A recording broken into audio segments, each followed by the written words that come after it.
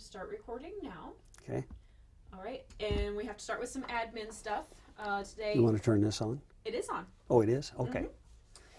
Today is October 20th, 2015, and I'm sitting here with retired General Harold Tommy Thompson, and we're going to discuss his time in the Iowa National Guard in Sioux City and his Vietnam deployment. First, would you please tell me your first and last name and where and when you were born? Harold Tomson, and I was born on August 3rd of 1937 in Kingsley, Iowa. Okay. Where is Kingsley, Iowa? It's about 20 miles straight east of Sioux City. Okay. All right. What was it like growing up in, I assume, small town farm community? Yep, I grew up on a farm and went to Union High School, which is out in the middle of nowhere between Lamar's and Kingsley. And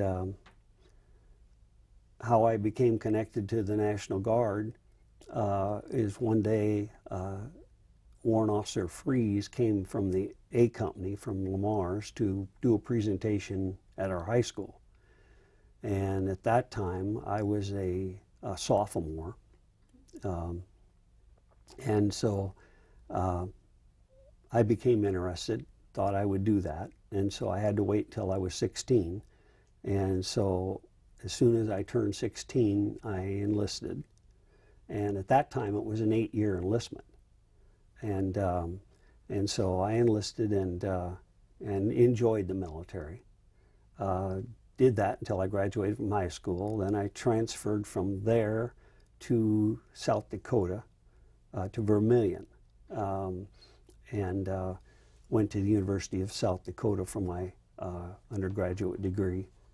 At that time, the unit in Vermillion was an infantry unit, but shortly after I got there, we converted to heavy artillery, 155 guns. And so I worked my way through the ranks up to a Sergeant E7. And then I decided I was going to go to OCS. And so I put in for active Army OCS, but they came and met with me and said, we're just starting our academy and we'd like to have you go through our OCS program. So I agreed to do that. And was that here on Camp Dodge? No, that was in South Dakota. Oh. And so it was up at Brookings. And so anyway, I went through their program, became a second lieutenant, became a forward observer for the heavy artillery unit, and then we were converted to a Army Signal Center for 5th Army. And so we started through that process of converting the unit to a signal company without any equipment technically in our hands. And so that's where I was at when I graduated from college. Took a teaching job at Ocheyedan, Iowa, which is back in northwest Iowa, and became a lieutenant in Company Company B up at the Sheldon, Iowa is where that unit was located. I had started out initially enlisting in Company A. And so I was there for about 3 years, and then they put me in as the detachment commander at Cherokee. And I was in the detachment at Cherokee then for about roughly 2 years, and then they asked me to go full-time as the training officer, a newly created position at that point in time. Now, the Guard was in a situation where it was not fully staffed. We were at what they would refer to as cadre staffed, and so that was at about 55% strength. And technically, the whole concept was to have the lieutenants and the officers and the NCOs in a corps so that if we were mobilized, that they could bring in the privates and stuff and put them into the squads and fill it up. Obviously, it wasn't a perfect scenario because you still had people that you were enlisting, so you still had privates and PFCs and quite a number of vacancies at the cadre level, just because they had to come up through the ranks and get there. And so that's where we were at when I went full time. I began full time in, I have to get my date right now, that would have been 1965. And so in the fall of '65, we were designated as a selected reserve force. And that connotation was new to the Guard. They just began that type of program. There were a number of units across the National Guard nationally that were designated with that title. Can you tell me what that means, selective reserve force? What does that mean in layman's terms? Basically, what it was, an accelerated priority for that unit that's designated. The requirements were it had to come to full strength immediately, had to requisition all of the equipment that you were not provided up to that point, and your training was accelerated to 2 multi-unit training assemblies, 2 of them a month. So we had 2 weekends a month that we had to go to the drill, and then it was a 3-week annual training period. And so on 1 September of that year, we became a selected reserve force. And that was a humongous thing for a mechanized infantry unit, because we only had a token number of tracks, and we had to go get a training area lined up. We actually contracted for what we called the Broken Kettle training area, and ultimately, as we got the tracks in, we built compounds out there, and that's where we did our mechanized training through that period. We were in that selected reserve force status for 2 years. And on September, then, 2 years later, which would have been in '67, we received notice that all of this was in preparation for going to Vietnam. I mean, we were totally convinced that because of the designation as selected reserve force that we were going to be deployed. And then on September, and actually it happened in August, when we got the word that we were going to become a part of the Minnesota Division, the 47th Infantry Division out of Minnesota. And so we basically at that point said, well, obviously we're not going to go, because we had always been told up to that point in time that they don't activate an individual unit, you activate the entire parent unit and all the sub-elements of it. So we thought, well, we're done. It's not going to happen. And so then they began drawing down our equipment, sending it back to all the units that we had gotten it from. And so on 1 January, that change was supposed to happen. And in fact, it did. We became a part of the 47th Infantry Division. And so we're going down the road, you know, doing our job. And Junior Burkhead was the administrative officer. He was the one above me, and I was the training officer. And he was an excellent, excellent soldier, understood readiness. And we had worked very, very hard to keep as high a level of readiness as we could.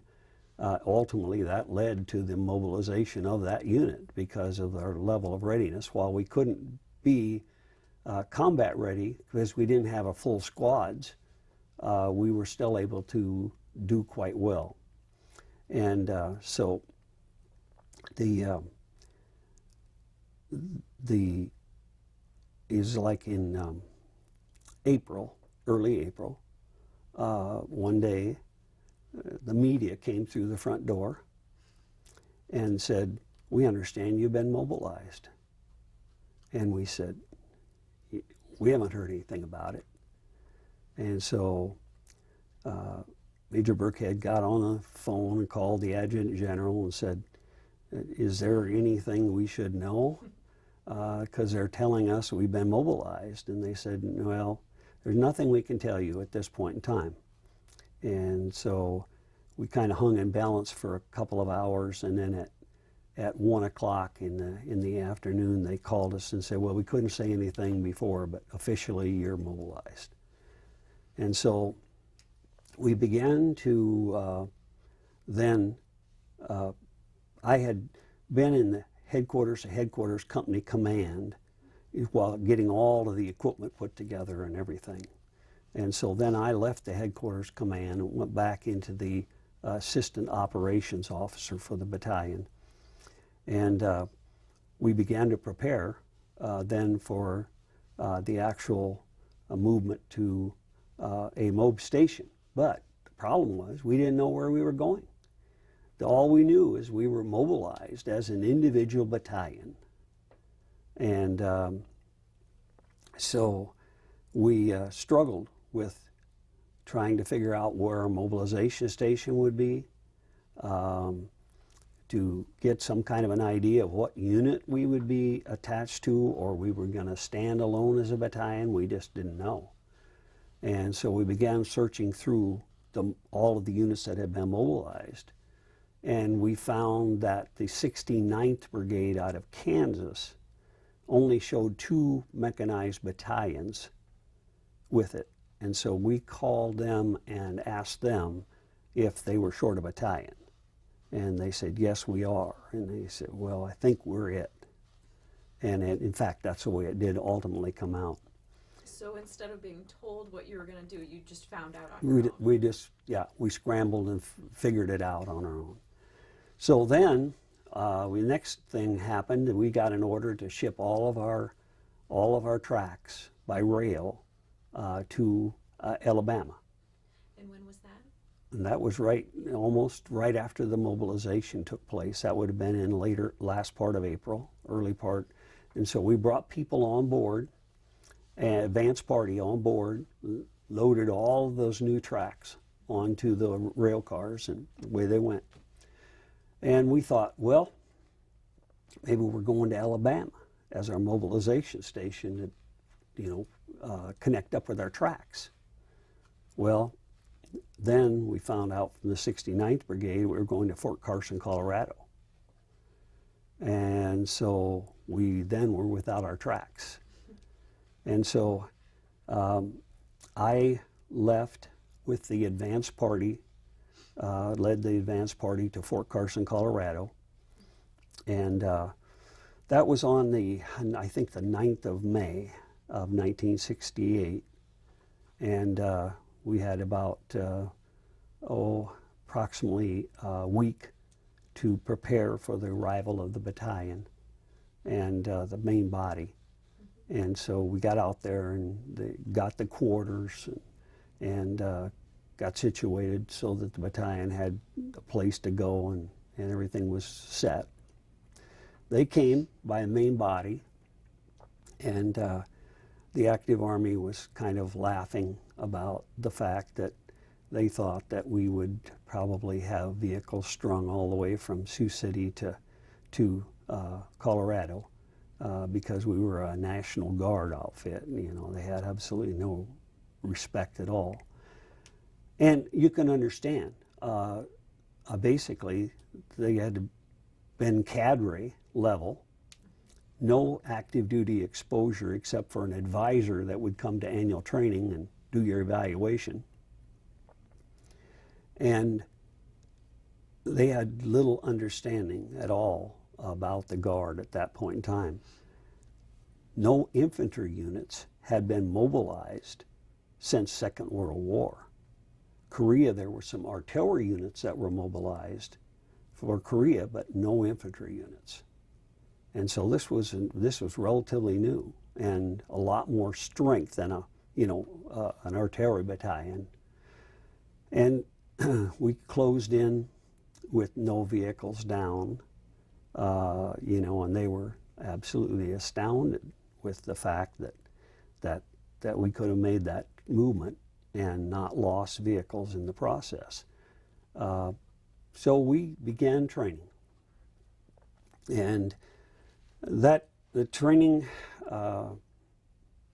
required that the sergeants, the squad leaders, the platoon sergeants pick up the training tool and do their jobs.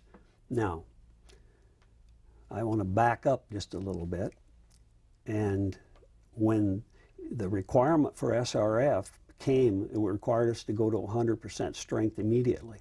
Well, we couldn't go out and enlist those individuals and send them to basic training in AIT. The only way that it could be done is to take another battalion and strip out the needed strength from that battalion, and assign it to our battalion. And that was the 168 Infantry. And we took units, some headquarters personnel, some individuals out of Corning, Atlantic, and various other units within the 168 Infantry Battalion. They were all located in southwest Iowa. And they trained with us during that period of 2 years. And then when we were taken off SRF status, they went back to their battalions. Well, now it required getting them back. And some troubling things happened in the process of the mobilization. When they gave us the word that we were being mobilized, they said that anybody that came to the end of their enlistment contract by the end of December of that year did not have to go. That proved to be very costly to the battalion because they were high-ranking people. We lost our sergeant major of the battalion, our operations sergeant of the battalion, and many other key people that had an enlistment contract that ended in that period of time. Did you at the time ever have an opportunity to discuss it with them why they chose to leave? No, but yes, we try to talk them into going with us and keeping them on board, but it was an issue that they, I don't think they wanted to go to Vietnam. And obviously handwriting was clear that we were being mobilized for Vietnam. Well, and if it was a sergeant major, he's probably a World War II veteran, probably said, I already been there, done that. Yeah. So that hurt us. Second thing that hurt us was the battalion commander couldn't pass the medical profile to go on active duty. And so at that point, Major Burkhead became the battalion commander. And so then we had to shuffle the staff around, because then Lolly moved up to XO, and Mayrose became the S3, and Mayrose is now deceased. When he was in Vietnam, his Jeep hit a landmine, and they were thrown out of the vehicle, and I don't know, when he came back, he was on the staff and got promoted to colonel, but I just think there was some lingering problems there that ultimately he then died, what I would say, prematurely, very suddenly. And so Kenny Burkett was the S2.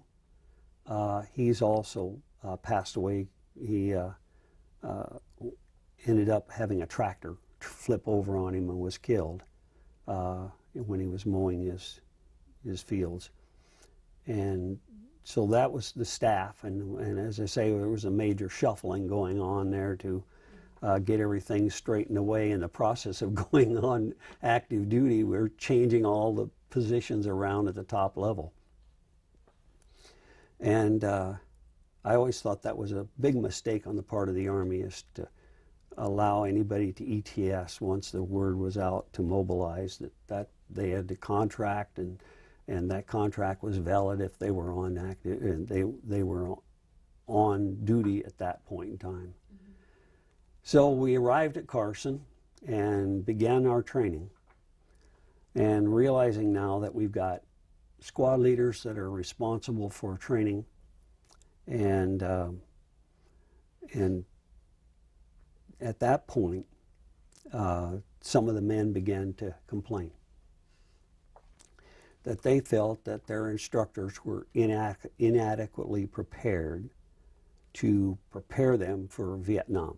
Who were the instructors? The squad leaders. Fort Carson? Oh, okay. So yeah, these were our Iowa guys. And so there was a big investigation, you know, and everything. And ultimately, the whole problem resolved itself over time as the sergeants gained more confidence and took the responsibility. I think that was probably, most of it was the fact that they just hesitated to take full responsibility for the training. And once they finally then accepted that, then things came along very, very quickly. What do you attribute that to, that maybe they weren't as comfortable being active duty NCOs? Is it because, 6 months ago they were farm kids in Iowa, now all of a sudden they're responsible? Or is it just, getting their feet in the water and getting used to it? I think that before, it was not a real task that they felt obligated.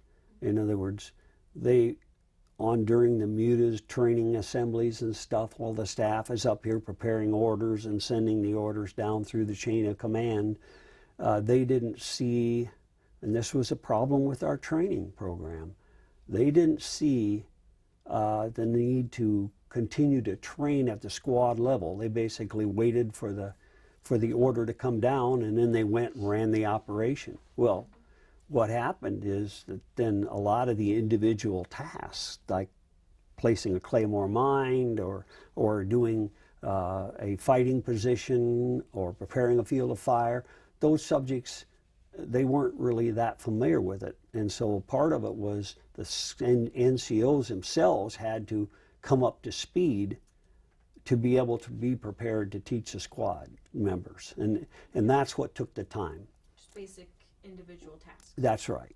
That's right. And once we got that wheel rolling, and it didn't take long, I mean, about basically 4 weeks, and we didn't have any tracks when we arrived at Carson. They had taken all ours and sent them to Alabama, whereas the rest of the brigade had their tracks. They brought them with them. And so we were training as dismounted infantry. And it's fine because the level of training was at the individual level anyway, so it was fine. And so at that point, I was assigned as Company A commander. And so we were going through getting ready for the company Army training test, they called it at that point in time. And we were getting fairly proficient. And one day we heard that they were bringing a bunch of armored personnel carrier shells back from Europe, and that they were going to be used as targets on their artillery ranges. And so when they arrived, they said, "Your tracks are here." And this is where I began to totally appreciate the capability of the National Guard. Because within the ranks of the National Guard, there's talents of every type. And they gave us those carriers, and there was nothing to them. I mean, the wheels were gone, the tracks were gone, motors were out. I mean, and they gave us the highest requisition priority you could have. And we'd order stuff, and it would be in a day or 2 days by semi. And so we assigned the squad leader the responsibility for his track, and he took his people and rebuilt the track from scratch. Put new fuel bladders in, new engines, new transmissions, new wheels, new tracks, all of the OVE equipment that's necessary, the machine guns and tools and all of those things that go with that track. That took us roughly 2 weeks to build those tracks and to be ready to start training then as an infantry unit. I make that point because it's key to the timing that it took us to come up to combat readiness as a battalion. And so once we then could start going out and training with the tracks, we had to basically add that component to our training. But that's not a terribly difficult thing because we were already doing it, broken kettle training, so everybody was familiar with the track vehicles and how we ran operations out of them. So that came very quickly. So then we went into the company level Army training tests, and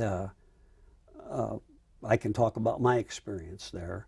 That is, we had to go from an assembly area down through an approach to the objective and deploy a base of fire and then attack the objective and then defend it against counterattack. And so that was the requirement, and everything went very, very well. We accomplished what we wanted to accomplish, and we had, this is kind of a side story, but we had a soldier that he wasn't the swiftest soldier in the world, but he was a hard worker. And basically, we always kind of guarded him. And we always tried to ensure that he wasn't in front of the high-ranking people and stuff when they were around.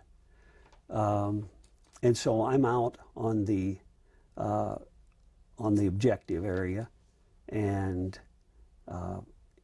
they told us, we got the word that General Westmoreland was coming. Now, General Westmoreland's in command of the Vietnam operation, and he's coming to visit our company.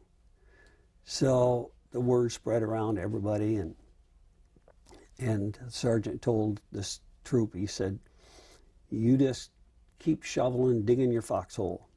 And so, like always, in every case, the generals were trooping the line and asking questions, and everybody's, at an attention and level, and the general notices this guy over there digging in his foxhole, and he walks over to them, and he's down digging in the hole, throwing dirt, and he said, how's it going, son? He said, fine, sir. And he's just throwing dirt and stuff, and ultimately the general went on down their line. And when he was done, back at the battalion headquarters, he said, the most impressive thing I saw was this soldier who, even though a 4-star general came up to him, he didn't stand at attention. He was so dedicated to getting the job done that he kept doing his job even though I was asking him questions. And we all kind of smiled. So we completed the Army training test and passed on the first go through with all of our companies.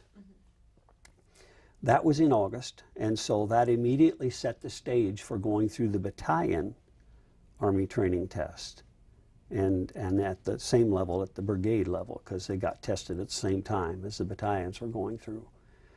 Now, the 1st of the 5th Mech, which is an active component brigade of the 5th Mechanized Division there at Fort Carson, they were going through the Army training tests when we arrived at Fort Carson. They failed the first time through. And so they had to go back to training and then come back through. And so they completed their battalion training test just a few days before we went into the battalion training tests. And then they passed and and ultimately the 1st to 5th Mech was deployed, in fact, to a very region that I was ultimately at in Vietnam. And so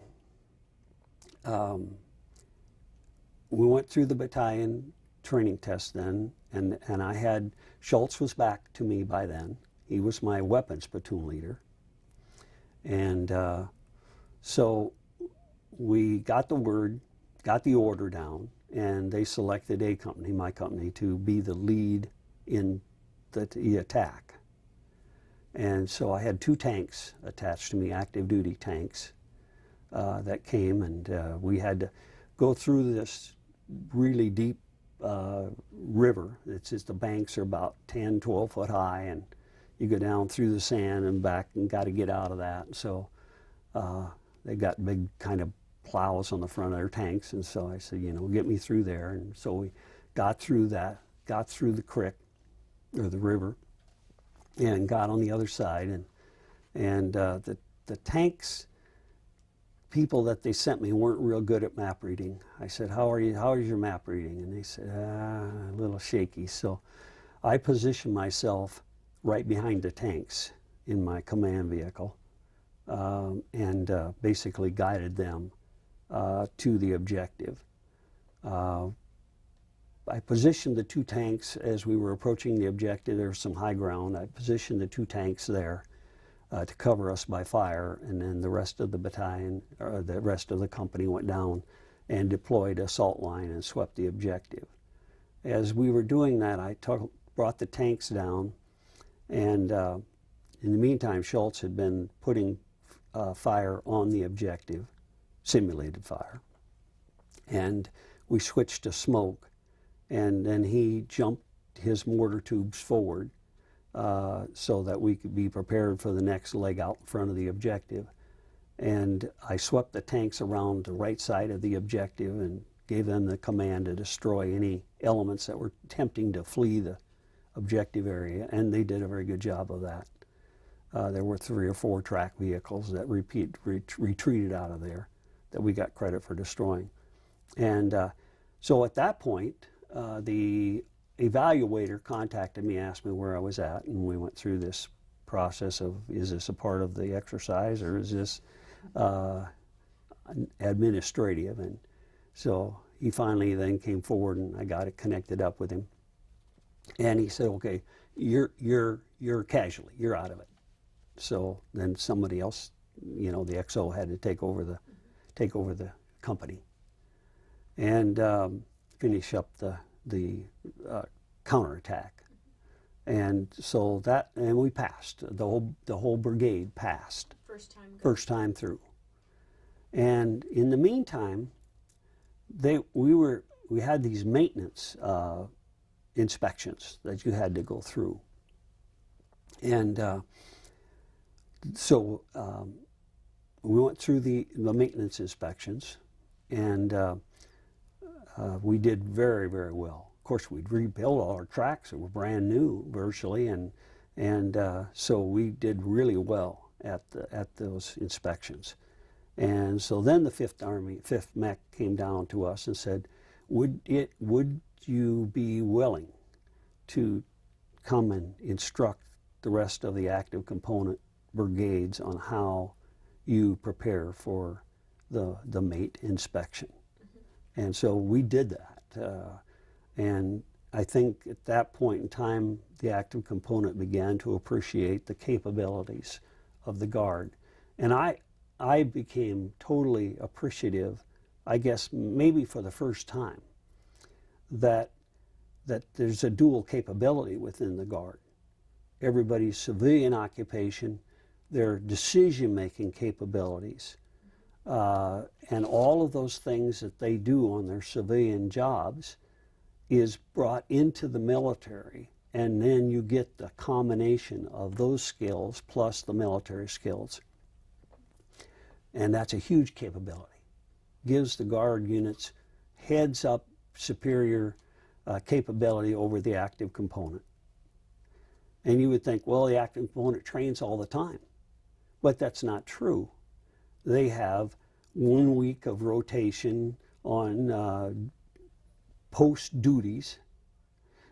At that point, the riots were going on in Detroit, and so we had to stand down, take all of our equipment, load it on 2.5-ton trucks, and stand down for a week, and then somebody else had to do that.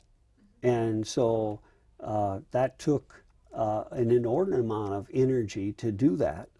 And we had to take our turn right along with everybody else. So there's 2 weeks out of the training schedule for the active component. By the time you get down, they're only getting like 1 week of training a month. Well, it's little wonder why we were capable of accomplishing so much, because we were dedicated to training, although I will say we had to stand down for the riot situation, load all our gear, and then unpack it all after the week was over and go on with our training. By the middle of September, we were done training. In other words, we had gone from the middle of May to the middle of September. Okay. 68 or 69? 68. 68. Okay. So, in other words,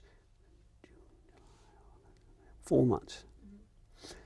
And out of that 4 months, 2 weeks were taken down by building our tracks, and 1 week was taken down by riot duty. So that gives you some idea of what you can accomplish in timing to bring a unit to its full capability. The reason General Westmoreland came out to visit the brigade was to tell us that war was not going well. Civilian attitudes were bad, and they couldn't afford to have multiple casualties from any one town. So they were going to send us individual filler replacements. And that was a terrible blow to us, because we were really feeling strack. And I think we were. I think we would have done very, very well in Vietnam.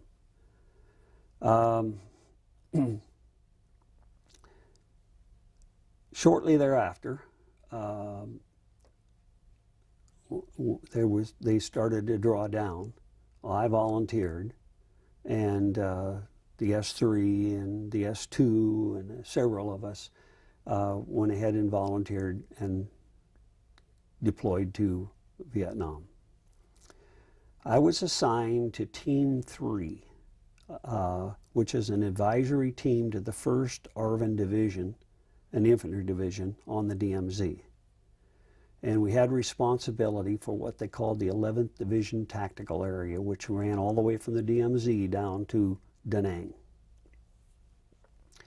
Our headquarters was in Hue, and so I got up there, and I was a captain at that time, but I just completed a staff level refresher course, and so the senior Army advisor selected me to be the G3 advisor.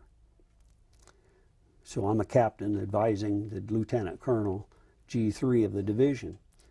And so my duties for that first 6 months was basically to get up early and go to get the incident reports. We had the 3rd Marine Division up on the DMZ to the west of our ARVN units. And on the east, right along the ocean, was the 1st of the 5th Mech. And then to the west of us was the 101st Airborne Division. And we ran many joint operations between those units. So what we did every day is I would give the briefing to the senior advisor on the incidents that happened in any of those areas within our division tactical area, whether it was the Marines or the 101st or whatever it was. And then we would, General Trung, who was the division commander, our senior Army advisor, the S3 and myself would get on a helicopter, and we would fly to wherever there was action going on. If we were in contact or if we were running an operation, we would go there. And we would meet with the battalion commander, and the division commander would give him appropriate guidance and answer questions or do whatever is necessary, get supplies, whatever is needed. And then we would get on the helicopter and we'd fly to another site. We would leave at daylight and we'd get back at dark. And we had 11 battalions in the division, so it's a lot of battalions. We had lowland operations, we had DMZ operations, we had jungle operations, all going on simultaneously. So you saw a little bit of everything. Yep. And so at that point then, I was coming to the end of my 6 months, and I was going to go on R&R to Australia for a few days. I had my bags packed and everything was ready to go that afternoon. I had the helicopter come in to lift me out, and senior advisor called me in and said, I got a battalion combat assaulting into Barrier Island south of Da Nang. It's an NVA training base. I have a captain there as a senior advisor. I just don't think, I'm a major now, I just don't think he has enough experience to be there to handle that job. I'm going to send you in. I said, when? He said, you need to leave now because the combat assault's going to happen in a matter of a couple hours. So I ran home and threw everything out, got my weapon and stuff, and took off. Excuse me. And went down, met up with the battalion, and we combat assaulted into Barrier Island. And where is Barrier Island? Barrier Island is right along the ocean, and it's about roughly 12 miles south of the city of Da Nang. Okay. And we had a lot of good support. We had cruisers off of the coast with 8-inch guns. And the Hospital Repose was off of the coast as well. And so that night was interesting. We landed, we made our perimeter, and in the middle of the night, they lived in holes. So many of them lived in holes. And we had a mixture of NVA, North Vietnamese Army regulars there.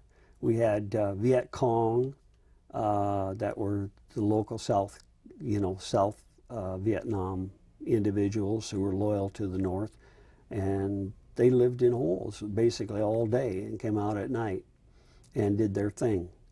Well, in the middle of the night, all of a sudden, we got them right in the middle of our perimeter because they were in the holes, and they popped up out of the holes after dark, and lo and behold, the firefight was right in the middle of the perimeter. So that was the start of that operation. The next day, there were 2 battalions. We were on the left, and they were on the right. And the next day, we took heavy casualties.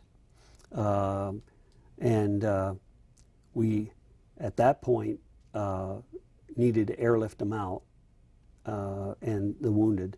And so we had a CH-47 come in to lift them out because we had so many that we had needed a big aircraft. It came in, took fire all the way to the ground, and we loaded them all in, and I listened to them hit that aircraft multiple times as it took off. But, you know, it was a heck of an animal because it didn't falter. It just, we got them out of there. Then we were in direct contact with the enemy for 41 straight days. We had to do 2 things. One was to clear the island of all people, and they sent them to these refugee camps and put protection on them and basically fed them and took care of them. And then the rest of our operation was to go ahead and clear the enemy from there. And in the process of that, we found that they had buried all of their food supplies underground. And basically you'd see a garden, look like a garden, but we took sharp sticks and ran it down, and where you found any kind of loose soil, you would hear they wrapped them in polyethylene. You'd hear the pop, and then you knew that there was food stuff under there. And so there was so much stuff under there that we brought in a bulldozer and actually went in, and it would be a roll maybe 30 yards long, 2 bags wide, 100-pound rice bags. And they put the cellophane down underneath and bring it up over the top, and then put it up over the top to keep it from the weather. And we recovered many tons of rice during that operation. Some of it was sent back to the refugee camps, and then after they had it, all they needed and all they wanted, well, then we just tore it open and exposed it to the weather to keep them from using it in the future. So what you had uncovered, was it part of their supply chain? Right. They carried those bags all the way from North Vietnam. I mean, it's unbelievable. If I hadn't seen it myself, I would have never believed, because I'm talking, probably 150 yards long, football and a half of 100-pound bags set end to end and stacked about 4 or 5 high of rice. Guess where it was manufactured and bagged? United States. No way. Yes. That's ironic.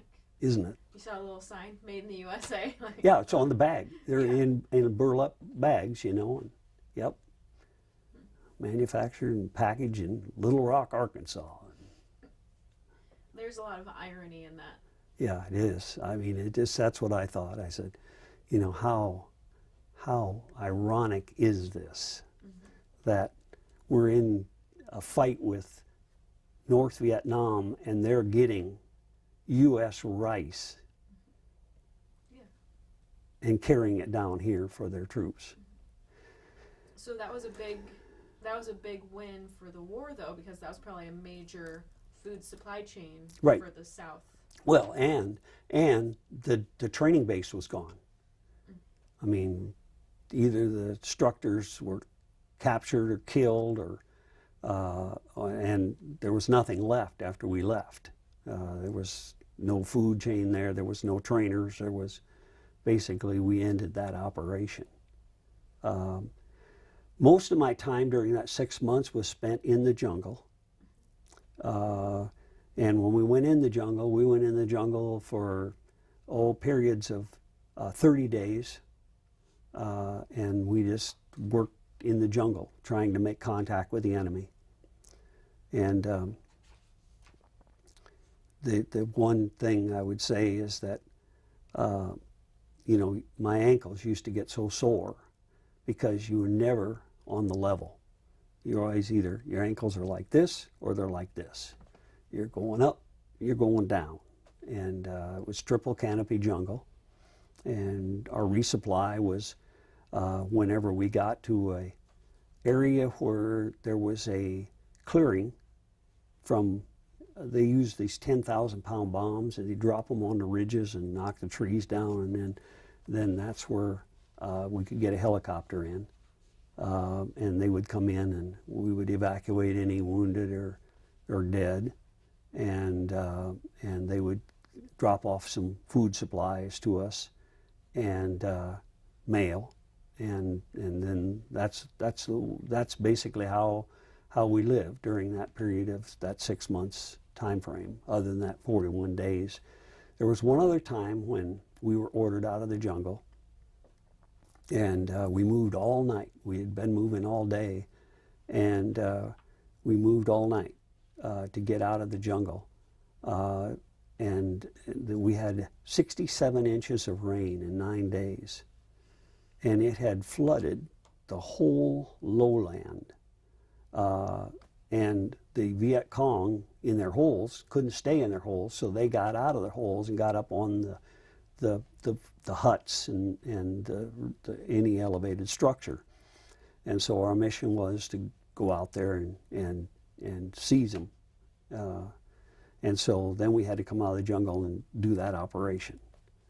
And so otherwise we're back in the jungle and continuing to operate in the jungle during that whole period of time. How often would you get those supply runs of the helicopters coming in? It varied, sometimes a week, maybe 10 days. It wasn't often. You know, it was because many times we just weren't anywhere where a helicopter could even get close to us, because the top of those triple canopies are 120, 130 foot in the air. They're just giant teak trees. I mean, these teak trees their trunks on them are probably 10 foot in diameter, in radius, yeah. Diameter, yeah. Oh, yeah. Yeah. Did you have enough, or were you like, okay, now we need a helicopter because we're running out of food, or? No, usually we could get it timed. We didn't overeat. Biggest issue was water. I mean, you know, you use the pellets but we wouldn't be by a stream or anywhere, and you had to be really cautious with your water consumptions, because you'd live on what you had until the next time you got to a stream where you could fill them up. And so that was a bigger issue. And one time we went on an operation, we came out, this is when we had to move all day and all night, and there was a joint operation with the 101st Battalion, and met with the brigade commander, and he issued the operations order and gave us our H hour. And H hour is the time that you cross the line of departure in the attack. And so we both got the order, and the 101st Battalion commander was on my right, we were on the left, and we prepared to fire an artillery barrage at H minus 5 minutes, and then we would cross the line of departure and go into the attack. And we were just getting ready to fire that, and we heard M16 fire downrange, down in our objective area. Battalion commander says, there's fire down there, and it sounds like M16. So I called the battalion commander and I said, where are you at? And he said, oh, we're down here, and we had one trail watcher kill one of our soldiers, and we're in hot pursuit. I said, well, you've crossed the boundary into our objective area. Yeah, we're after him. And I said, well, break contact and get back into your area of operation, because we're getting ready to fire an artillery barrage. Well, we canceled the artillery barrage, obviously, but had we not heard that M16 fire, we could have had a really bad incident. Mm-hmm. And so later, the brigade commander flew in and said, I want to debrief you. He said, what happened out there? And I said, well, the battalion crossed the line of departure probably an hour before they were supposed to. And I said, if you told me that a United States officer would ever cross a line of departure prior to the time he's supposed to, I wouldn't have believed it. But the guy was so bent on winning an award in that operation that he overlooked all of the safety requirements. I told him, I said, no, not telling you what to do, Colonel, But if he was in my command, he wouldn't be in command of a battalion another minute longer. So I don't know whatever happened to him, but that was just one of our experiences. It was like he was just like chasing a rabbit or something, like he was going after one exactly. guy. Yep. Well, and you know, that wasn't an uncommon thing that happened in Vietnam. People were so intent about getting awards because those awards would ultimately help their military career. And so they would go do things like that and then write themselves up for silver stars and things like that, you know. And it was always a little bothersome. Meanwhile, putting all the Joes in danger. Right. Yeah. Well, got a soldier killed. May have never happened had we fired our artillery barrage and moved down in there in a joint operation. So, too bad. But during your second 6 months, what was your position again? I was a senior Army advisor to the 1st Battalion of the 3rd Regiment of the 1st Darwin Division. And what was your area of operation you said you were in the jungle, but mainly where? We were primarily from Hue to the south, between Da Nang and Hue.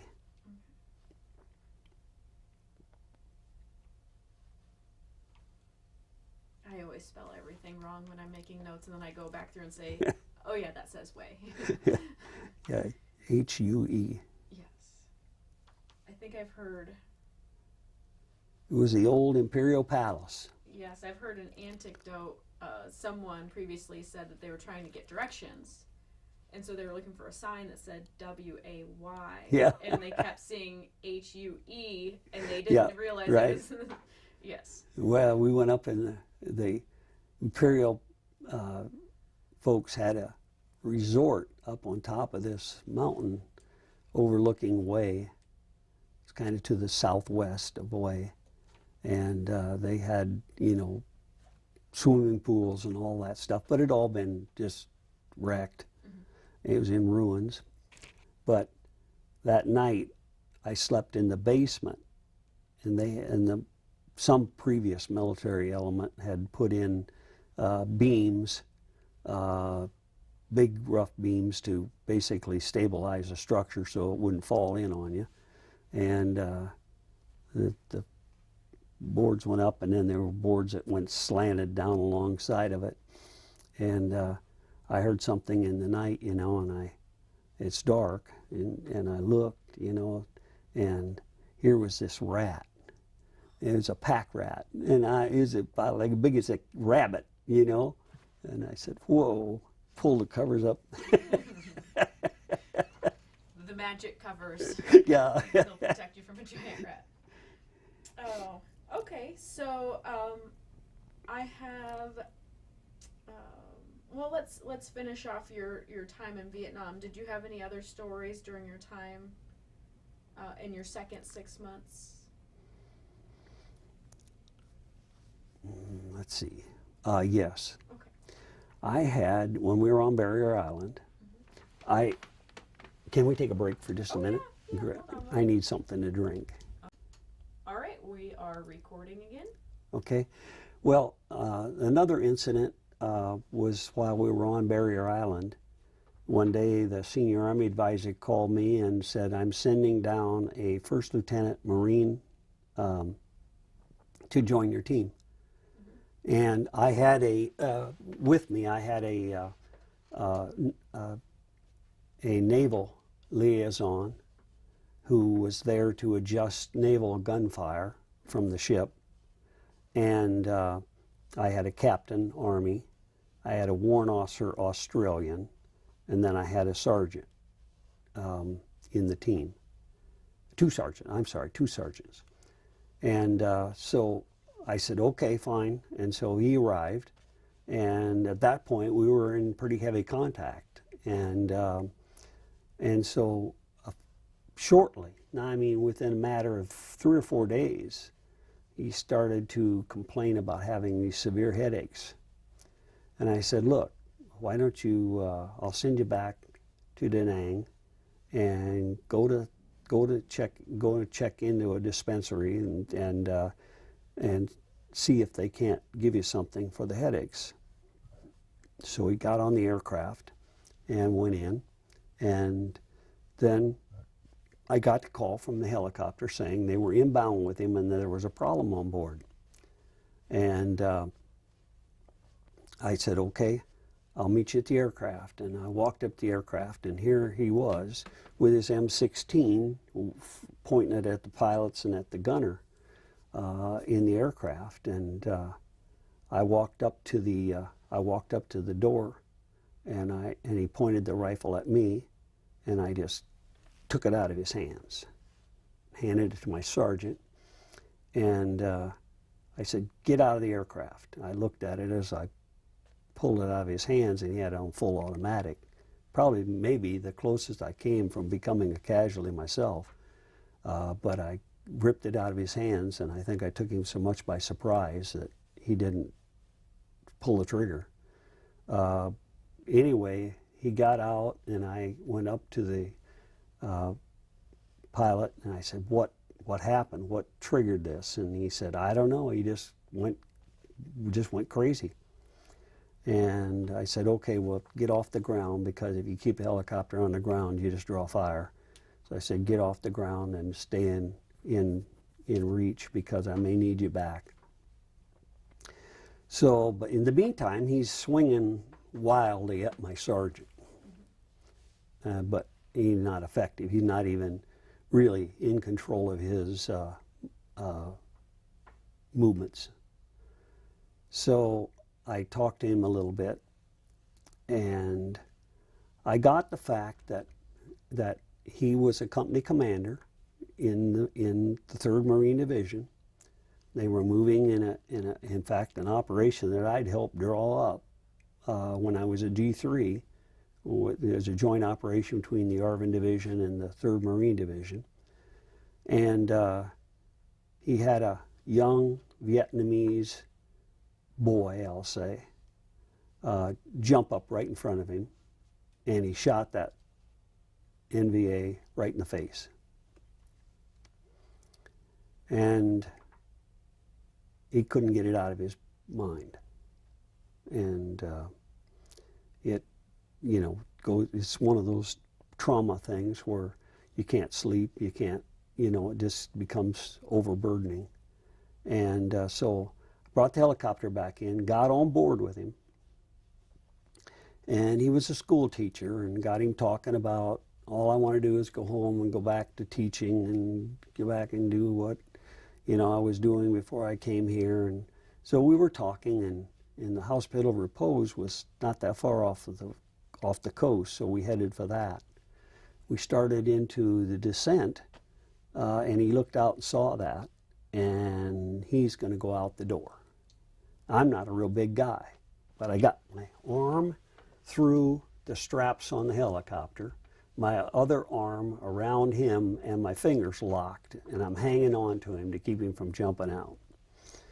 Well, about the time that we were into getting close to the descent, they contacted the repose and found out there was no psychiatrist on board. So they diverted to 3 MAF, which was in Da Nang. And so then he settled down, got him settled down again. And they told the 3 MAF, you better have some wards out there to meet us, because this guy's being a problem. And so skids hit the ground. He looked out, saw 3 wards in white uniforms standing there, and he went out the other side of the aircraft, and last I saw him, he was running down the runway with the 3 wards right after him. And so that was my first experience of someone actually just going, completely out, losing it. And I called the senior advisor, and I said, don't send him back, because he's lost face in front of all of the Vietnamese command. And I can't have him back. But I don't think, And then the senior Army advisor says, well, I was wondering how that was going to work out, because the Marine Division wanted to send him someplace where there wasn't so much action, and hoping that he would, be okay. Well, they didn't tell me that when I got him, which was a mistake on their part, because I would have been a little more cautious and been on the lookout for it, and probably would have reacted when I realized he was having all these headaches that there was a problem, and got him to the 3 MAF right off the bat. But I didn't. I'd never been in a situation where I'd come in contact with somebody that was, losing it. So that was another incident. What we did when we were moving, we would move and then we would stop in the evening and we would set up our bivouac site, and then we would wait until it got dark, and then we would move about a mile after dark, and then we would set up our night site that we would stay.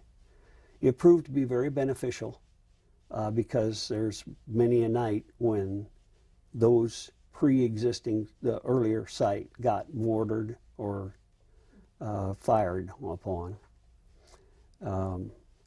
One of my last operations was down in the lowlands, and I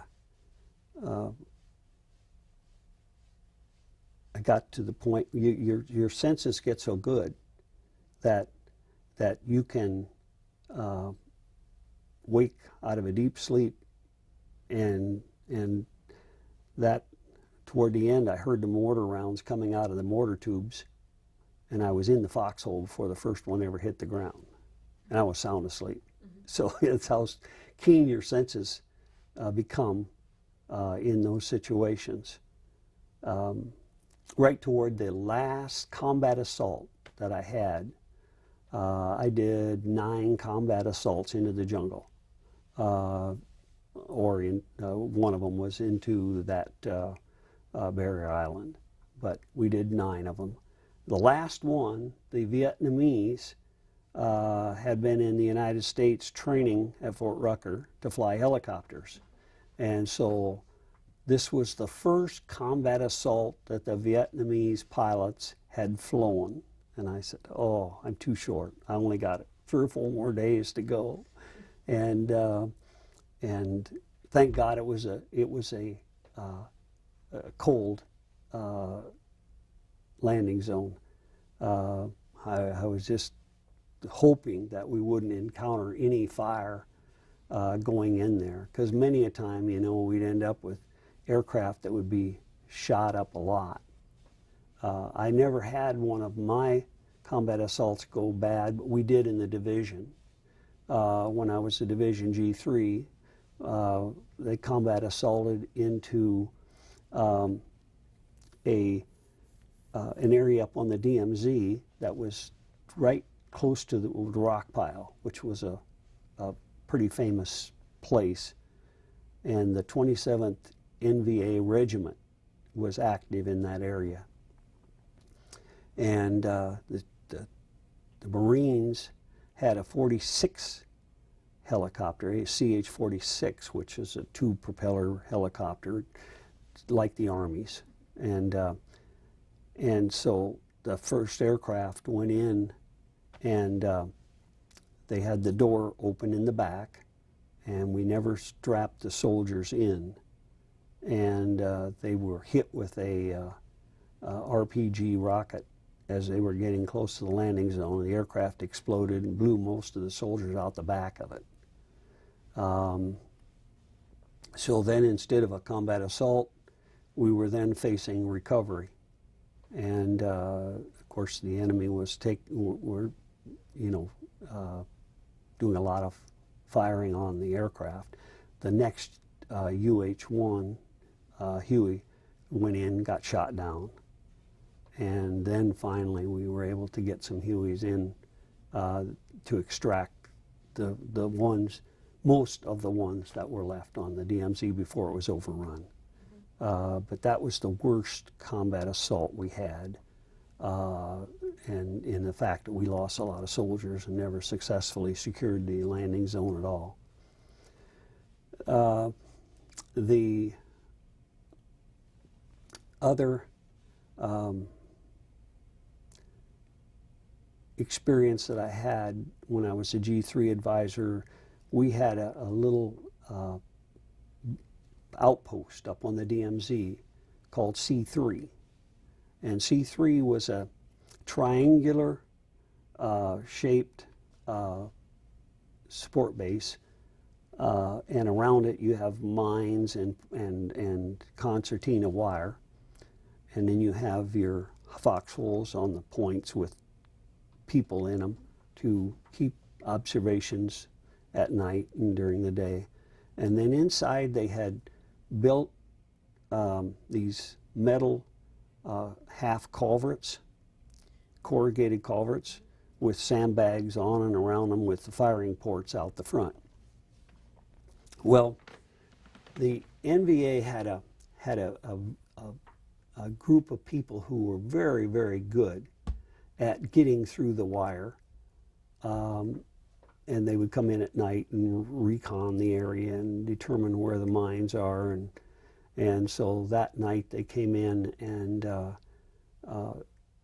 started firing mortars into the triangular thing, which ensured that everybody stayed in their structure. They popped through the wire and took out the point guys, and threw satchel charges into every one of those fighting positions. So we took 100% casualties in that company that night. And so we got there, and I took off in a helicopter in pursuit of the enemy. And as we were getting close to the DMZ line, we got a red rocket back straight from the White House that said, you know, cease and desist. We had to break contact from them. But that was the worst casualties that we took in the division while I was there. Why did they have you cease and desist? Too dangerous? No, I don't think so. It was that it was a demilitarized zone. The enemy could cross it freely, but we couldn't cross it for fear of, I guess, escalating the fight, would be my best guess. Was it close to Cambodia? No, Okay. no. This was not far off the ocean. Okay. Interesting. Yep. Let's see.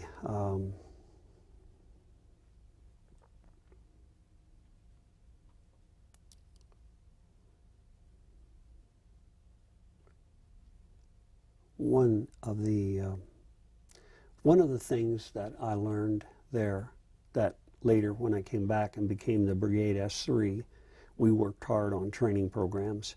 I had Schultz as a administrative officer in the 2nd Mech. I had Harold Bowman in the 1st of the 133, and Jim Brown in the 168, Mac McCullough in the artillery unit. And we sat down and developed what we called the pyramid training scheme, which was a scheme that took and broke apart all the individual tasks that a soldier needs to accomplish in a job that he has, and created, and then when they get proficient at that basic set, then it goes up to the section sergeant. He has to do all these things, and then it goes to the squad leader, and then ultimately the platoon leader. And we called it the pyramid system. It was a very successful training program, and it happened because of our experiences in training the battalion to go on active duty and addressing the problem that the sergeant didn't feel technically competent to train his squad. Well, that's what we focused this whole training program on, is to force the leader into training his squad in a series of circumstances where he had to actually evaluate the soldier and say, yes, you passed, yes, you were able to do this, or not.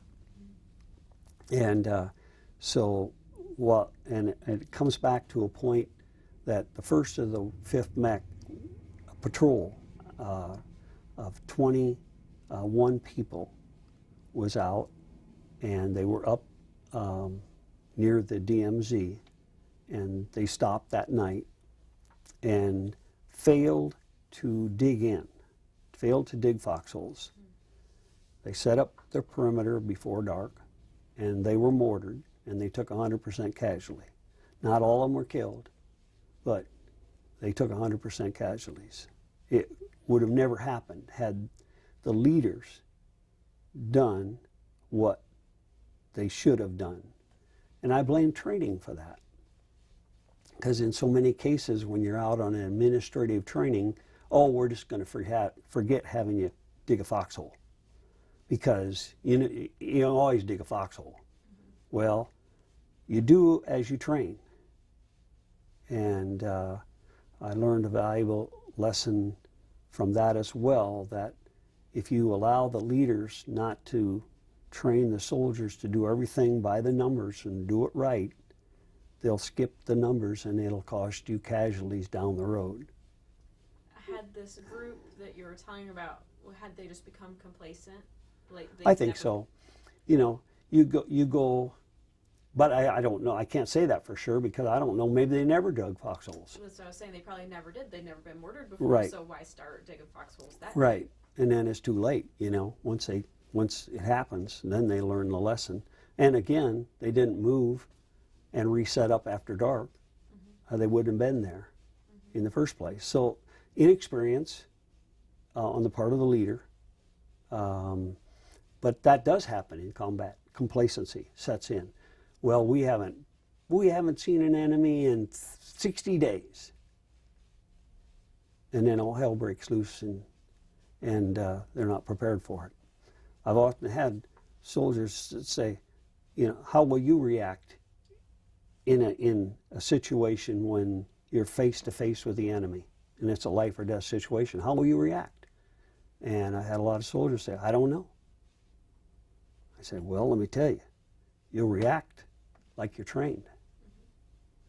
If you're trained to go into every situation in training and try to duplicate what you may experience in an active situation, then you'll understand what to do without having to be told. It just comes automatically. So training is the key to survival on the battlefield. I'm proud of the fact that in my company, we lost one soldier, and that was my executive officer. He was a unit commander in Vietnam, and he went out he lost a soldier from a trail watcher, and he ran out to retrieve the soldier and was killed in the process. And so I felt like our training program was pretty effective because these soldiers reacted accordingly. I know many of them were there, and they all managed to do the right things to survive. Let's talk a little bit about getting close to coming home. Okay. Everybody's favorite part. So you said you had your last assault just a couple of days before you left the country. Right. Obviously made it through that successfully. Got through that, yes. So how did you know you were going home? Did you get orders, or was it just a day? Right. No, you get told that you're this day you're going to go out, and helicopter will pick you up and take you down to Da Nang. Okay. And when do you remember the month and year of that? Yeah, that was 1 year after I went there, and that was in November. It was about November the 17th, roughly, is when I came out of country, and that was at the end of my 1 year tour there. So it'd be 69. That's right, 69. Just the end of 69. That's right. So then, when I got home, then I was given orders to go out and bring the battalion back to Iowa. What was the remaining elements of the battalion, because most of it had gone to Vietnam. The tracks remained there because they needed the tracks for that 1st Brigade of the 5th Mech that was going to come back without their tracks because they were staying in Vietnam. See, what they did with the tracks, what they did with our tracks, is they hardened the bottoms of them so that if you ran over a mine, it wouldn't kill the soldiers inside and stuff. So that's where all our new tracks went, is down there. The ones that you made? What? Were they the ones that you made? No. Those were They stayed at Fort Carson. And ultimately the 1st of the 5th Mech that came back from Vietnam fell in on those tracks. When you made the tracks, did you put a little Iowa sign? Yeah, we had an emblem on the thing on the back of all of our tracks that clearly identified that they were a part of 2nd Mech. That's always fun to put a little. Yeah. So the Iowa guys were spread to the 4 winds when you got back, and it was your job to reassemble everybody. Right. I took all of the Iowa soldiers that were still there, and there were some, particularly in the service support end of it, like maintenance and supply people and things like that. Most of the combat people had been sent to Vietnam. They were still gone when you got back? Yeah, they were, coming back directly back to home station. They weren't coming back to Carson. And so I brought all the people that were there and our wheeled vehicles and weapons and things like that. I brought all that back to Sioux City, which was the battalion headquarters. And then ultimately the people started coming back. And then the battalion then had to resurrect a battalion out of what was left. And a lot of the people had ETS during the period of time they were in Vietnam. And if they did, their tour was done, and they sent them home. So we didn't have a chance to even talk them into staying or extending because they were just done with their service. So at that point, I was out in the jungle, and a helicopter came in, and I had a letter there from Colonel Sullivan, who was the brigade commander of the 34th Brigade out of Boone, Iowa, and he asked me if I would be his S3. And I told him yes, I would, and full-time training officer. And so the minute I came home, next day, I went to Boone, and then got the family down there, and ultimately started putting our life back in order. You moved to Boone in about the end of '69, maybe the beginning of '70? No, it was in December. December, Yep. So right away. Mm-hmm. How long were you in Boone? I was there 8 years. I initially went in as the operations officer, was in that for 3 years, and I moved to the XO executive officer and the full-time administrator of the brigade. What was the climate of the National Guard after returning home? Were people getting out like crazy? Oh yeah, yeah. I mean, basically we lost the majority of the soldiers. There were a few that stayed on and helped to restructure the battalion, but by far and large we lost a major part of the battalion. The guys that did decide to stay in the military, how did they help mold the new people coming in? Well, they were experienced combat leaders at that point in time, and so that wasn't our issue. The issue was that when we came back, the war was going very badly, and Kent State had happened, and it was just a terrible environment. I mean, we were told not to even wear our uniforms outside in public. you know, people got spit on when they came off of the airplanes, and it was just a horrible, horrible environment to try to resurrect the military out of. Nobody wanted to enlist in the military. And at that point, you remember, we had the draft that was going on. And so there was this, a lot of the soldiers that were there didn't want to be there. And in fact, when we merged the two battalions together at the very beginning and got to Fort Carson, the critical MOSs that we couldn't fill, they brought reservists back off of their inactive service part.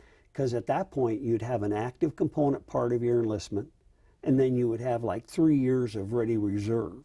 Well, they went out and picked off those critical MOSs and brought them back on active duty and sent them to Vietnam. Yeah. And how do those guys feel about that? Oh, yeah, you know how they felt about it. I mean, they got out of the military. So you know their attitudes were not constructive, but they did the job. And ultimately, that didn't really give us a big problem. What about being in Iowa, though? I know the nation as a whole, but to me, people from Iowa are just better.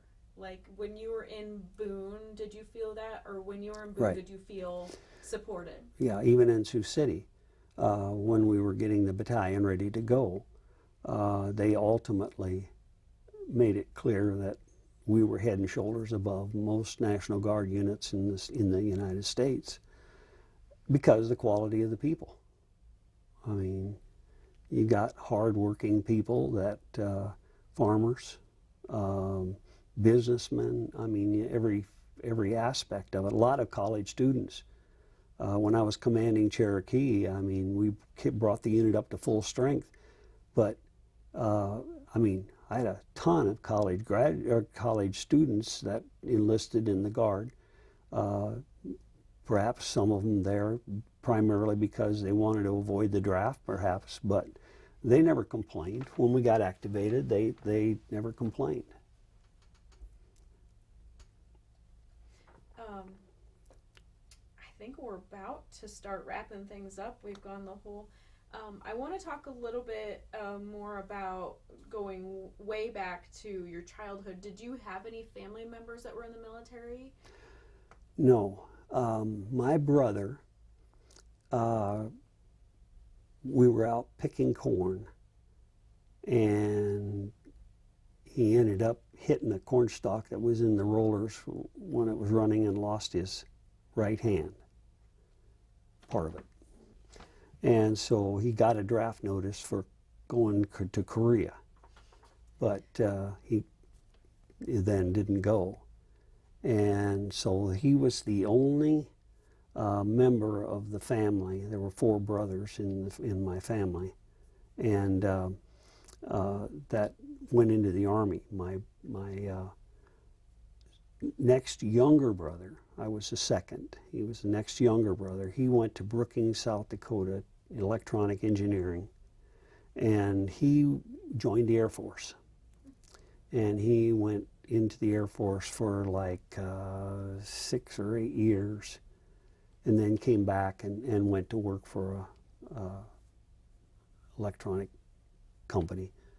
And so he was the only other military person. Now, as far as my family, then, Mark, my boy, is the USPFO contracting officer here at Camp Dodge. And then I have a number of, 2 of his boys went on active duty. One's down in Guatemala, he became a helicopter pilot, and he's down there at this point in time, and will soon be taking a command of a helicopter unit down there. And then I had some nieces. One works for the Guard, and a nephew works for the Guard. So I got a lot of family that kind of is wrapped up in the military in one way or another. So you were kind of the first one Mm-hmm. to start things. Yep. Yeah, I don't, I don't know of any others that I had. What year, or do you remember the month and year you enlisted originally? Yes. I turned 16 on the 3rd of August of 37, of 54. And I enlisted as soon as I could after that, which was about 10 days after that we got the paperwork all fixed up. Did you have to have parents' signature? Yep. How did your parents feel about that? They were okay. They were fine with it. All right. Yeah, I just wanted to make sure to get that background information of then. So when you joined, Vietnam wasn't even a thing. No. Korea was getting over. Right. Vietnam. Do you remember a point in your life in the Guard when you heard this word? Because it wasn't even on your radar at one point, and then it became a big part of your life. Do you remember that moment or whispers? Not doesn't stand out to me. I was so busy in preparing myself militarily to do the job for which I was trained to do that, wherever I go do my job, and that's always been my attitude. And so I had my company commander, Robert Bontheis, was the company commander at Sheldon when I came to Iowa to teach. And he ultimately volunteered to go on active duty. And he went to Vietnam early on. I'm talking back in the very, very, I think it was 1965 that he was in. Was he an advisor or a combat? No, he was a company commander, and we corresponded, and he said, I wouldn't recommend that you come here. It's really nasty. But they were in there in the very beginning of the deployment of U.S. forces, and it was a lot worse then than it was when I got there. So I guess in a life retrospect, when you look back at everything that you've done in your life, joining the military, how do you feel about your service, and would you do it again? Oh, sure, in a heartbeat. I enjoyed the military, every aspect of it. I was successful at it. I was the honor graduate in South Dakota OCS, and I was the honor graduate in my basic course at Fort Benning, Georgia. I was second in the advanced infantry course.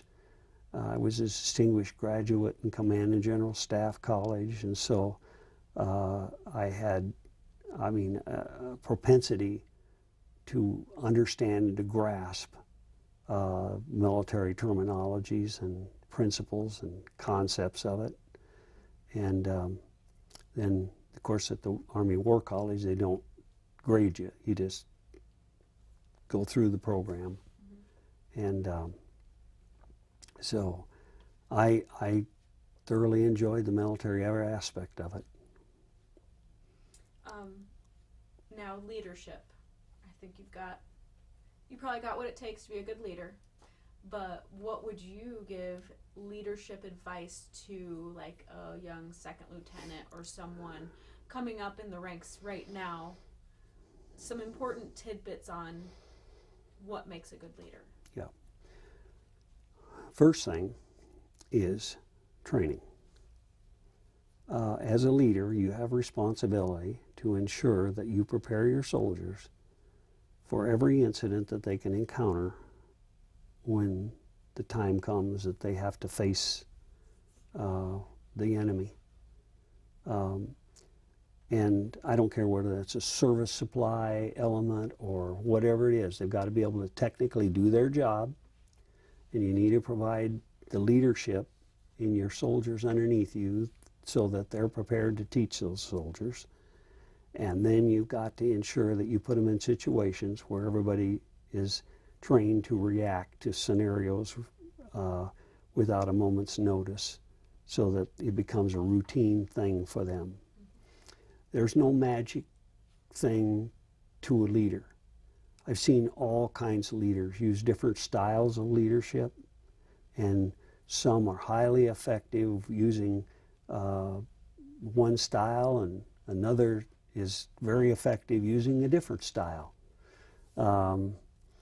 They've got to take care of their men, let them know that you're looking out for their interests, and if they understand what you're trying to accomplish, then I feel like the soldiers will always tend to work hard for you because they understand the ultimate goal of what you're trying to achieve. Don't make training too easy. They won't respect you for it. Make it tough and make sure they understand why you're doing that. Save their life one day. All right. Do you have anything else or any other stories you would like to tell me about being in the Iowa Guard or?